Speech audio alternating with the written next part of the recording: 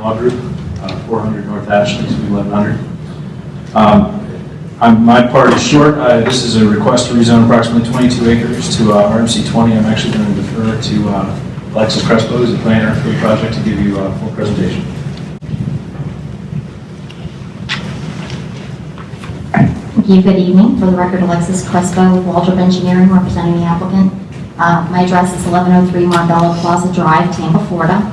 My presentation will be brief this evening, as this is a very straightforward Euclidean and rezoning request.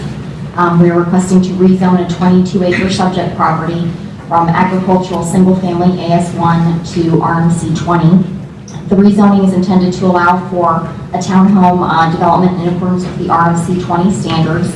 I'll note that a significant portion of the southern part of the site is a wetland area, so that upland area will be the location of the townhome development, which is in the northern portion of the property.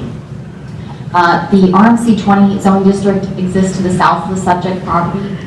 Therefore, the zoning request will allow for the logical extension of the zoning district northward and allowing for an infill residential development in an urban area of the county, in the urban service area, readily serviced by public infrastructure and with frontage on Sheldon Road, which is an arterial roadway. I'll also note that the underlying future land use designation is Res 20, which is intended for higher density residential development, such as the subject property. The RMC 20 will better implement the intent for this future land use category, and it will also allow for the concentration of higher density residential development in an appropriate area, and will therefore reduce the proliferation of urban sprawl in lesser appropriate areas throughout the county. We have reviewed the staff report. We are in agreement with staff's findings, and we would respectfully request this hearing master's recommendation of approval as well. All right, very good, thank you. At this point in time, Development Services staff. Stated the request tonight is to rezone the property located at the southeast corner of Sheldon Road and Gonzales Lake Drive from agricultural single-family AS1 to residential multifamily conventional RMC 20 in order to allow for the development of a multifamily community on the property. Transportation staff has no objection to the request. The proposed rezoning would result in an increase of AM peak hour traffic by 207 trips and an increase in PM peak hour traffic by 251 trips. Operational and safety improvements to allow the roadway to operate in a safe and efficient manner will be identified during final site plan review. Answer any questions? No questions, thank you. Planning Commission staff. And within the Res 20 future land use classification.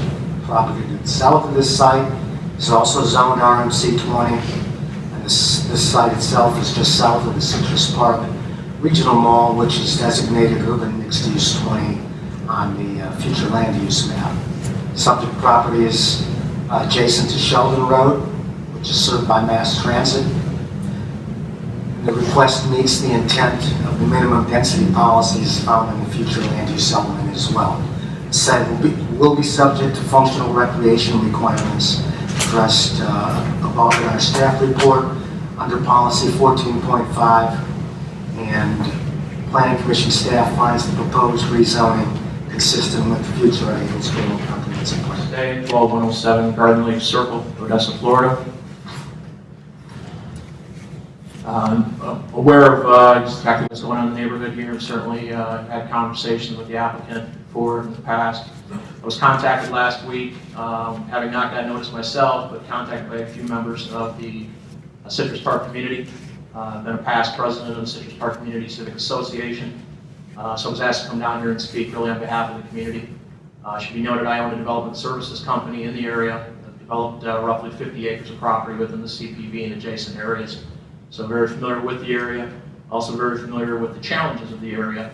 I've worked hard, thousands of hours into working with the community up there to understand the needs, make sure that we have balanced and smart growth. I've got stacks and stacks, 30 years worth of information from Gene Carson and folks like her who work for smart growth in the area. My real concern is not the use on the property.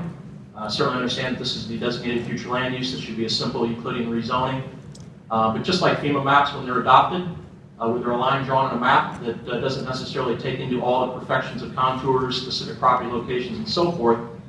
This particular 22 acres, first of all, has a high concentration of floodplain on it. About 2/3 of the land, from what you can tell from aerial interpretation, is floodplain. The wetlands were already mentioned. If there would be a condition or a commitment to truly only developing the uplands, I think there would be less opposition. Really what I'm here tonight to suggest to county staff is to look at the specific conditions that might be applied to a straight Euclidean approval in terms of how this floodplain compensation is handled. It's going to be necessary, how the wetlands and or lack of impact to the wetlands. We wouldn't want to wake up and see an authority to justify the impact of, say, 10 acres of wetlands right out of the gate as soon as this was Euclidean approved. The other concern that I have is the ability to flex off of a zoning like this is a concern, because this then becomes not a 440 unit plus or minus development, but flexing to the east, as is immediately capable once this is approved, would allow another couple hundred units. There's no documented proof, but certainly there's a lot of conversation in the neighborhood that the adjacent lands to the east are in control of this same applicant. So there's certainly concern that this did not come before staff as a PD application in a much larger picture. So the concern that exists out there is this truly a 20-acre development, or is this perpetuating into a 40-acre development that is now 600 or 700 units that becomes an immediate filing of a flex zoning as soon as this UMU 20 is approved, excuse me, this RMC 20 is approved. If you look at the adjacent east property, you'd be able to consume almost 10.8 acres of that adjacent 18 acres with a flex, which limitation I believe to be 500 feet. So that would definitely be a concern. And the last concern raised by the public is, unfortunately, there's been a 20-acre plus multifamily project that recently went through that did not provide for public utilities and public infrastructure, which was a requirement of the CPV, Citrus Park Village Planning District. While this area is outside of it, it happens to be in the 1,000 to 1,200 acres of Northwest Hillsborough that was really overlooked by infrastructure planning. The mall plopped down, there was $30 million worth of work done around it, but it really didn't cover the services needed. You have a lot of adjacent well and septic next to this development. So again, I would ask staff to take into consideration for enabling perpetuated smart growth off of this by providing the infrastructure necessary for adjacent property owners to be able to reasonably develop their property as well. Certainly the betterment of water quality by enabling a looped water system to go through as those properties developed. Not letting this development, like a previous one was developed in the area that county staff is aware of, go in with private utilities, private roads, private lift station, etc. We know that there's an adjacent Upper Tampa Bay Trail at some point with the continuation of public roadways through the area. Maybe it provides a secondary access east to that trail connectivity as well for people who live in the immediate area. So again, I'm not here to specifically oppose the rezoning. I'm all for fair practice. I'm not here to ask for a continuance, although the Civic Association did not get a notice for whatever reason, not pointing fault in that or blaming that. But there are some concerns with an area that needs some assistance. Thank you. Great, thank you, sir.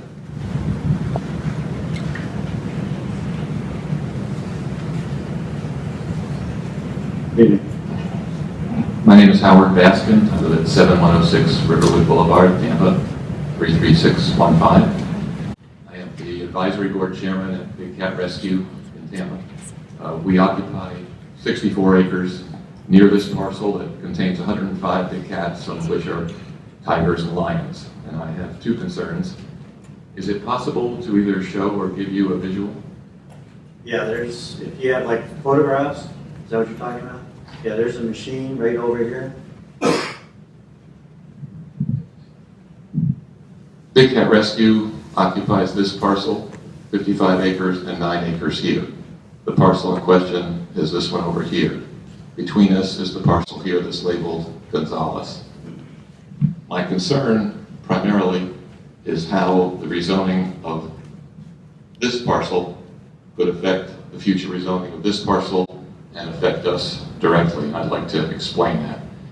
Some months ago, representatives of the applicant came to us and told us that they were planning to develop townhomes on the Gonzalez property and hoped that it would extend, if they could obtain the parcels south of that, to the Cuesta and Bermudez properties. We We met with representatives of the applicant in August, and I explained to them that we did not plan to oppose their development, but we had concerns, and that we hoped we could work with them to do their development in a way that would address the concerns. The concerns include if there are townhomes on the other side of our wall, having children tempted to climb over the wall and get hurt or killed, having adults, particularly if they've been drinking, try to come over the wall, things being thrown over the wall by residents. If there are 2 to 3 story units that are built near the wall where they would have a line of sight from the upper story to our cats, having a teenager with a .22 decide he was going to shoot at the cats. We have in the past had youngsters shooting paintballs through our chain link fence before we replaced it at great expense with a solid wall. And now I have bullet holes in the solid wall from the existing neighbors and their children. And the other issue was noise. If backyards were pointed toward the cats, having parties and loud music that would stress the cats. A few weeks later, the representative called me back and said they had spoken with their senior management and that they had been authorized to work on plans that would address these concerns and would come back to us. I thought we were on a very productive track and was very hopeful that I would not end up down here. That is the last I heard from them. That meeting was in August, despite my making a call to one of them saying, I really think we ought to get together and talk further. I'd really prefer not to be here, but I feel like they've left us no choice. The concern I have in this property being the current property in the application being done in what I gather you all call Euclidean, which means not getting to see any plan or comment on it, is that one is that it set a precedent, and then as they moved to the Gonzalez property, that rather than are getting a chance to see a plan and comment, that they argue that, well, here's the precedent, you did this one this way, you should do the Gonzalez one this way, and end up down here again without being able to review plans and being able to specifically comment on them, and maybe having to oppose a rezoning that we would otherwise support. They told me very specifically that if they did the Gonzalez property, it would be 9 units per acre. I see this 20 units per acre here, asking for 440 units. With the amount of wetland, I don't see how, unless they're going to build a high rise, that they can build 440. I don't know the technicalities of the process down here, but I have the concern that they get that density and then come down and argue, well, we couldn't build it there, so we want to move it over here to Gonzalez, or I understand there's something called flexing, that you can stretch that to this other property and make it more intense than they told us it would be.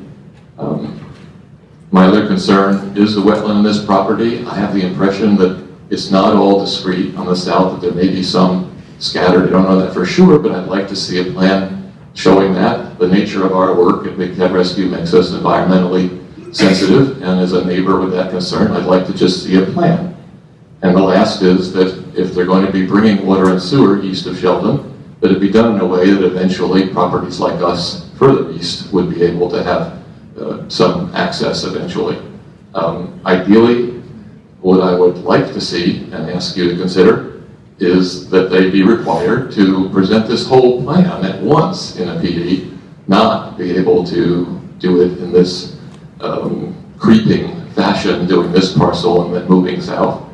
And if that's not possible, at a minimum, I would like you to ask you to recommend to the county commission that they require them to do this as a PD, reject this application, but require they come back with a PD so that we can see how many units they really want to put on that property, where the accesses are going to be. I appreciate your giving me the opportunity to express our views and appreciate your considering them. All right, very good. Thank you, sir. On the east of this development plan. It's roughly about 18.5 acres that my homestead lives in. Big Cat is actually east of me, the development's west. I'm kind of sandwiched in between. What the whole mess up was in the beginning was when they allowed like Citrus Falls, an apartment complex that got built. We were kind of, there was a lot of land left back there that did not flow. And it was approved and kind of has land like a lot of property owners like myself, 20 acres Do I want to live in Citrus Park and keep having cattle out there? Maybe not. I would like to move somewhere else where there's more country to me. All right. So we got all this pressure from different powers here trying to, oh, I don't want this, I don't want that. But to me, I'm in favor of the development. Let it flow. As long as it flows, I'm okay with it. I don't want to be another piece of 20 acres out there landlocked. And I'll speak for like Mr. Day came up and spoke in behalf of the neighborhood. He's never talked to me about the neighborhood, and I live right in the middle smack of the situation. Right. Okay, he's speaking about a neighborhood. I don't know what association he's speaking to, because I never spoken to him about his concerns or his issues about wetlands or water, coming from his development he just developed.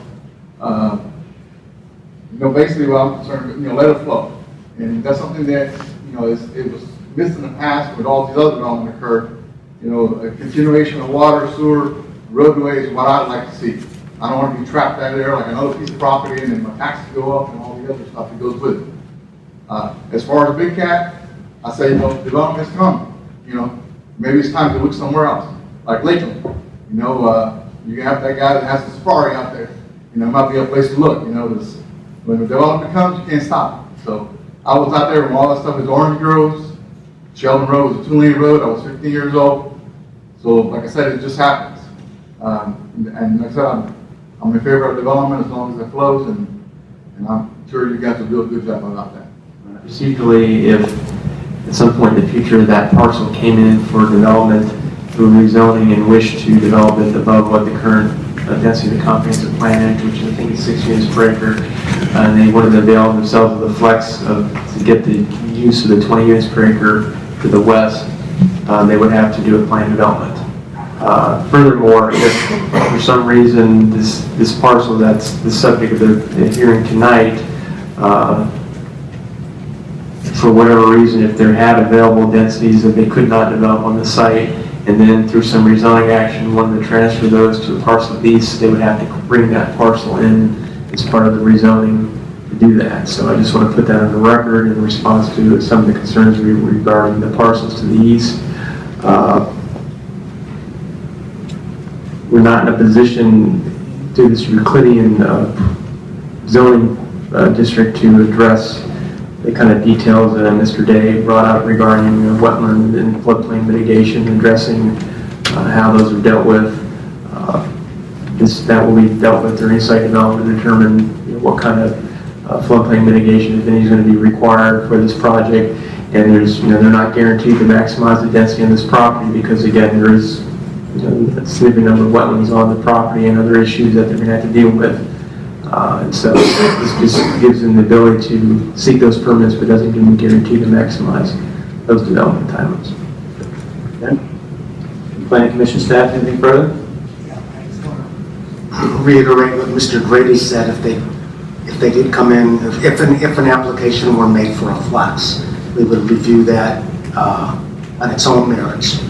And policy 7.3 in future land use element does state that a flex request as part of a reason a flex must be requested as part of a plan development or site plan oriented rezoning application. Okay.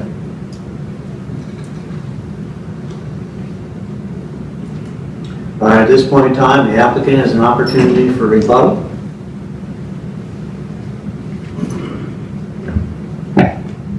Again, Mr. Luce, Clayton Bricklemeyer. Staff pretty much stole my thunder. I think it bears repeating, although I know you don't need reminding, that this application deals with the subject property and the subject property only. We have professional staff agreeing that we comply with land use designation, that we're on an arterial roadway, that the mix of land uses surrounding us is appropriate for what we're doing. The concerns that I've heard so far from opposition are theoretical and irrelevant to this request, and I think that staff, I was going to ask them to do this and they did it already. If at a point in the future some of those concerns are actually brought to bear, there's a requirement in the code to come back and do a PD and actually have that conversation. Now's not the time for that conversation, so I'm not inclined to address those concerns. We've chosen to subject ourselves to the vagaries of the Euclidean process, which have their own issues, as well as the PD process. And as Mr. Grady said, anything that happens in relation to floodplain and wetlands is going to be dealt with through site review. There are access points, not their council, but there are access points available during those processes for future public input, even during site development. That said, I'm sure I missed anything. No. We would ask for your recommendation of approval, and we have a whole team behind me that's available for questions if you have any.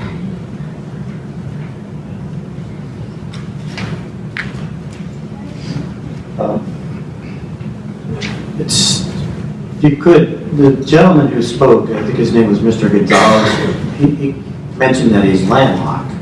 And it's not real clear from the 8.5 by 11 sheets that I get how his access works and whether or not the proposed rezoning does anything to adversely impact whatever access he may have today, if you know.